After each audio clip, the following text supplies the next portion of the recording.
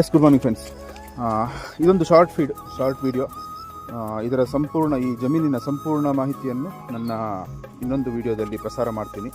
ಒಂದು ಮನೆ ಇದೆ, ಸ್ವಲ್ಪ ತೋಟ ಇದೆ, ಸ್ವಲ್ಪ ಖಾಲಿ ಜಾಗ ಇದೆ, ಎಲ್ಲ ಡೀಟೇಲ್ನ ಮತ್ತೆ ನಾನು ಕೊಡ್ತೀನಿ.